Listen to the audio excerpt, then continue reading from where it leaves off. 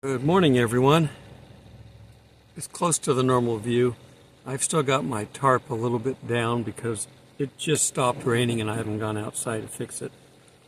Let's get Rapture Kitty in here quickly and then he can go play, hopefully not near me today, because he was in the way the last video. If he gets to be a problem, I'll have to go get the cat carrier and lock him up when I film, because that was a little bit too much yesterday. It is cold behind me, but that's all I can do. I'm filming this in the evening today as opposed to in the morning. It was raining this morning. It didn't start immediately after I finished yesterday's video, but it started pretty close. So having that flap down, I had to do that. So I've got it back up on the pole. All right, so we're just going to take a quick look at some news items, and then we'll get into our lesson in the days of Noah. They're getting close to World War III. Are we going to see it? Are we going to see Russia come down and attack Israel? Russia just opened up a base, or not opened up a base, but populated a base in Syria, just above the border. I guess they don't want Israel bombing in that area anymore, so they put their own people in there. They're trying to provoke a war, it seems like.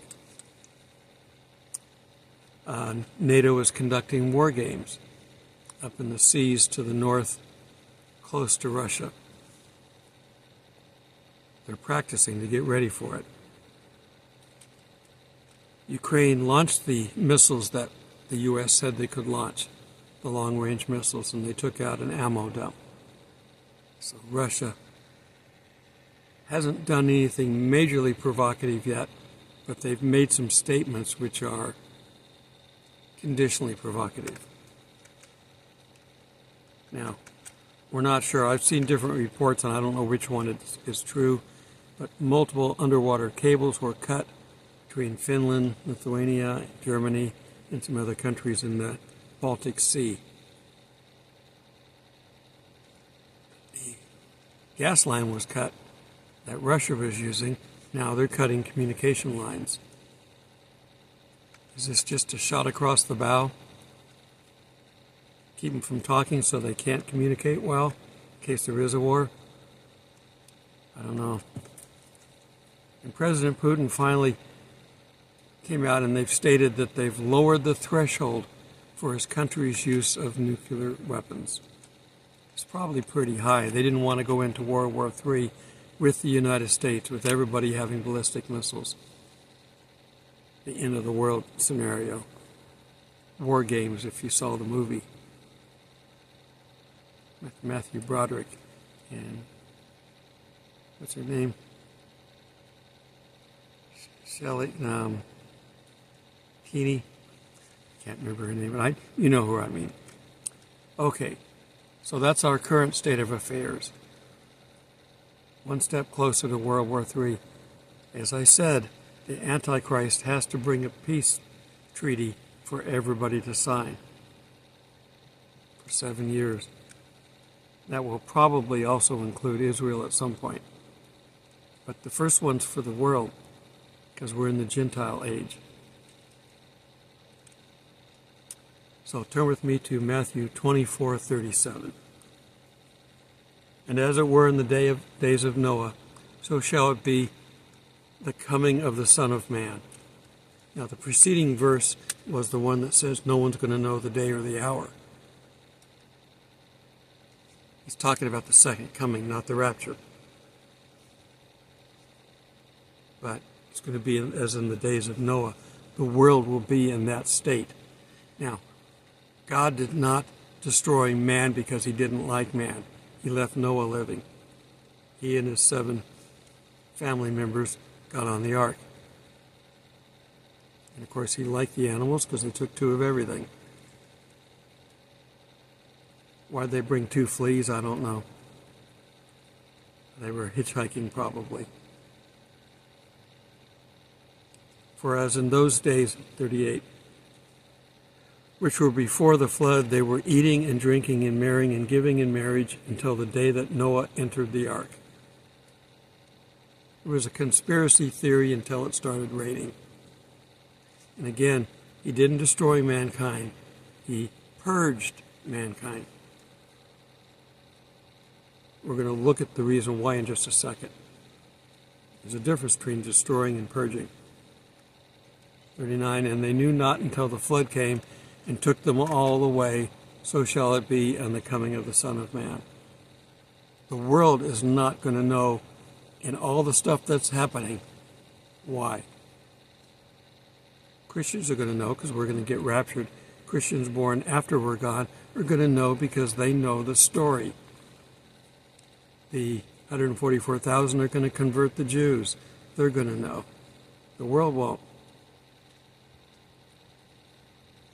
Okay, let's look at Genesis 6:1. And it came to pass when men began to multiply on the face of the ground, and the daughters were born unto them. So mankind's spreading out. It's natural. That the sons of God, angels, saw the daughters of men, that they were fair, and they took them wives of all that they chose. This is a direct rebellion. Stories tell us that it's like 200 angels started this defiance against God. Not sure if that's accurate, but I can accept that given lack of any other information. And Jehovah said, My spirit shall not strive with man forever, for that he also is flesh. Man is flesh. We have a single death. And then spiritually, we have a death. Yet shall his days be 120 years. That's how long we should be living. Satan's done a good job of mucking things up for us. And in 6:4, the Nephilim were in the earth in those days, and also after that, when the sons of God came into them, into the daughters of men, and they bare children to them. So the resulting Nephilim are from the heavenly marriages, The same were the mighty men of old, the men of renown. And Jehovah saw that the wickedness of man was great in the earth, and that every imagination of thoughts of his heart was only evil continually. We have a sin nature, but hopefully we're not thinking evil continually. Certainly as Christians we start to drift away from that, but before that it could be. The world out there is evil continually. Just look at what they tried to do in the United States. Have we stopped them? I have my doubts. And it repented Jehovah that he had made man.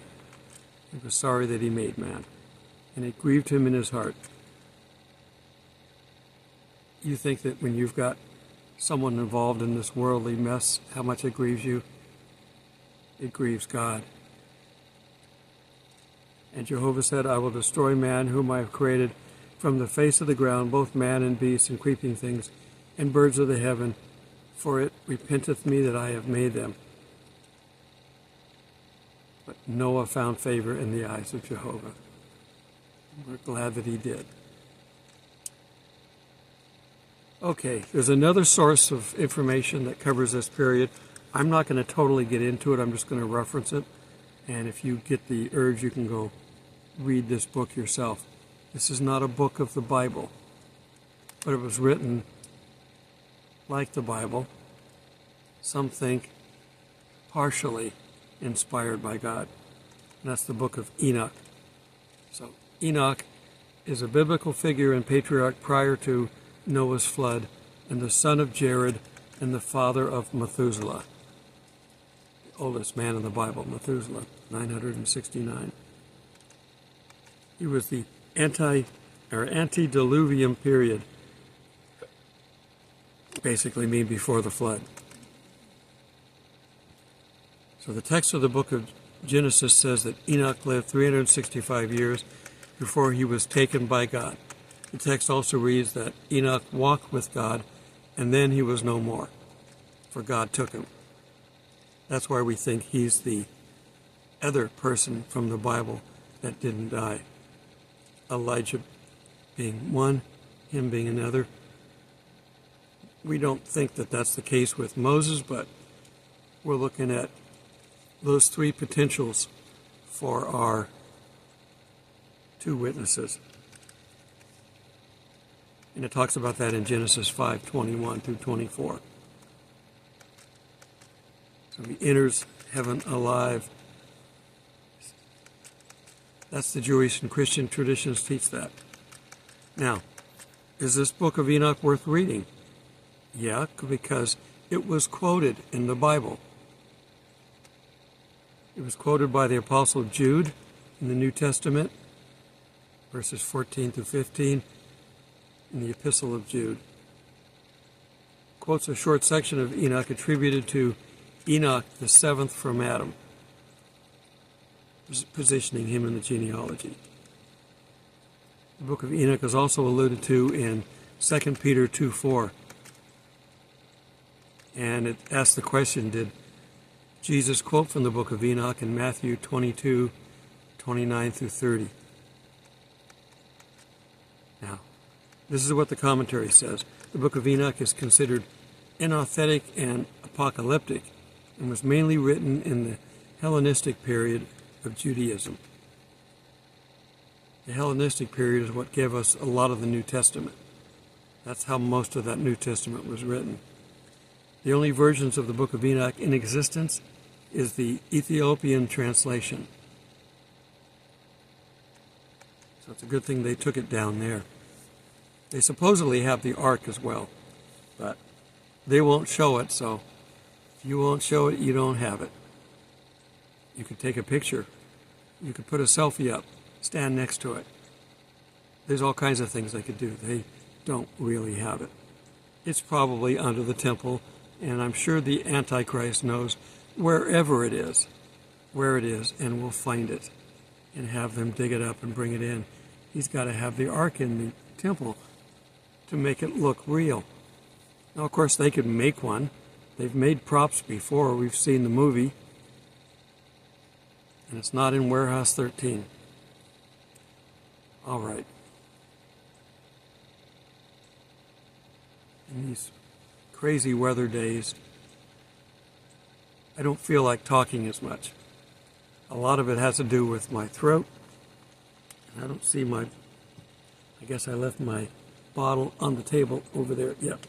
So we're coming up here with Rapture Kitty and say goodbye. If the sun's not up, I look better. This is starting to fill in. I'm going to add some color to it a little bit because I don't like looking old. Hello, kitty.